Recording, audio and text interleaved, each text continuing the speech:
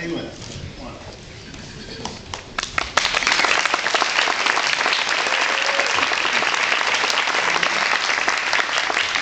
Aileen Adler has been playing the theremin for over a decade and hopes to help broaden the public's knowledge of this pioneering instrument, one that is played without actual physical touch. She is a composer, vocalist, metalsmith, and she wrote this part, fix it, build it, tool chest kind of gal. Her passion, yeah, I think so too. Her passion is the international language of music.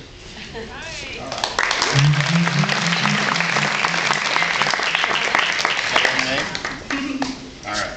Okay, I'm ready. Can everybody hear me? Yeah. And everything's on? I think so. Okay. Yep, everything's on. Yep. Okay. The theremin.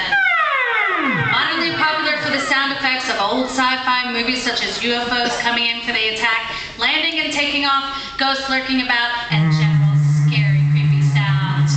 And believe it or not, the most amazing things about the theremin is that you don't even touch it when you play it. Interestingly enough, there's a theremin history before the world of scary sound effects. Invented in 1920, the theremin provided a sound similar to a stringed instrument or voice, originally being presented in a classical format. For example, as seen here at the Metropolitan Opera House in 1923. The theremin was developed accidentally through scientific experimentation of electromagnetic fields and the natural capacitance of the human body.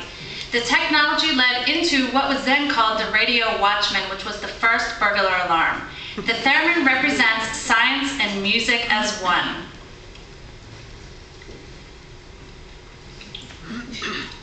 Here you see theremin cellos, another avenue of theremin technology.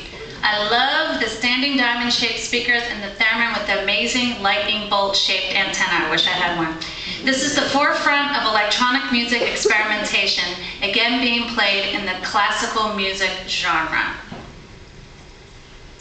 This advertisement insists on the ease of playing the theremin. You don't have to touch anything. You don't even have to really practice. You don't even need any musical knowledge or training. Basically, everyone should own one. The theremin pictured here is one of the original handmade theremins, which is shaped like that to accommodate all the tubes, coils, and guts of the theremin. Its more podium-like cousin, the RCA theremin, was the first theremin put on the market in 1929, costing $175. Only 500 were made, and due to the actual difficulty of playing music on it, RCA dropped the contract. Oops. These days, if you come across these suckers, they run over $10,000. So how do you play the theremin? Well, the theremin has two antennas, each radiating an invisible electromagnetic field. You can control pitch and volume. Here we have the vertical antenna that controls the pitch. Move your hand towards the antenna, the pitch gets higher. Move your hand away from the antenna, the pitch gets lower. The horizontal antenna controls the volume.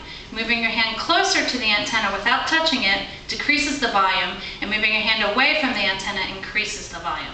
Now, I'd like to talk to you about the inventor Leon Theremin himself. A physicist, an inventor, a musician, a spy, Cold War prisoner, and even KGB. Legend in way short. Leon came to the US from Russia in the 20s, popularizing the theremin. Meantime, he was supposedly passing along US industrial technical info to the Russians. Rumors have it that he was kidnapped by the KGB in the late 30s. Disappearing like that left family and friends in the US presuming he was dead for 30 years. But in actuality, he was put into prison and developed espionage tools for the KGB, such as the spy book. This book is a must-read for anybody who has interest in the theremin or even Cold War history. It's called Theremin, Ether Music, and Espionage. It's true, it's all true. In 1945, a group of Russian Boy Scouts presented the U.S. ambassador this carved relief of the Great Seal of USA as a gesture of friendship, and it was placed on the office wall. However, many years later, they discovered that it contained a secret listening device made by Leon Theremin himself. True story. Clara Rockmore, the original theremin virtuosa, a pioneer herself. She played Bach to Rachmaninoff in places such as Carnegie Hall. She nailed musical precision by developing what she called the aerial fingering technique. She also, in the 40s, toured extensively with political activist and musician Paul Robeson.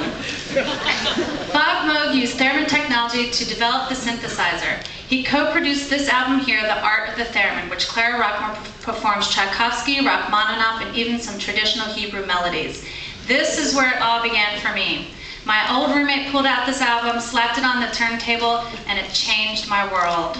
I was amazed that such beautiful music could be played without touching an instrument, at least visibly. And when I found out the player controls and manipulates invisible electromagnetic fields, I was hooked.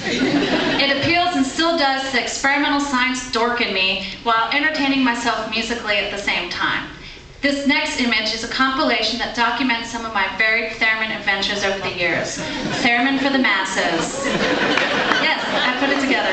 Theremin for masses are compiled to help introduce the theremin as a respected musical instrument and art form. There are many amazing theremin players. In the following images, you'll see several cool cats playing the theremin and even some odd theremins. But meantime, we're going to cue up some music so I can play a little bit of theremin for you.